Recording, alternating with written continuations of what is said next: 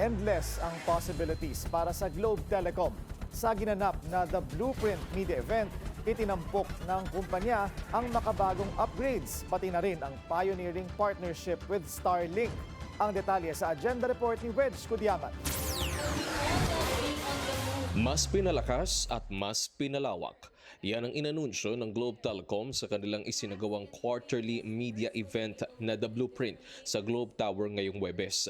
Dito ibinida ni Globe Vice President and Head of Consumer Mobile Business Eric Lieftan Bauco ang kanilang partnership sa Starlink ni American tech billionaire Elon Musk.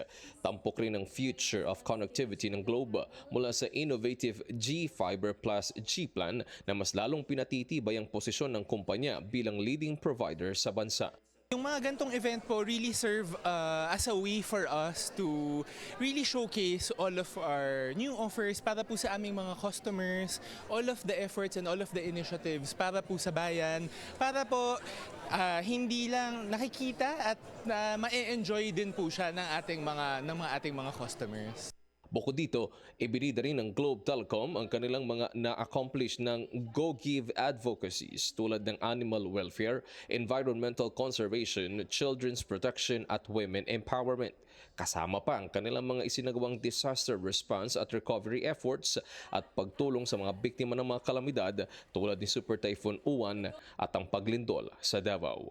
Para sa Agenda, Wedge Kujamat, Billionaire News Channel. Manatiling nakatutok sa Billionaire News Channel. Sumubaybay sa aming social media accounts at mag-subscribe sa aming YouTube channel para sa mga eksklusibong balita at storya.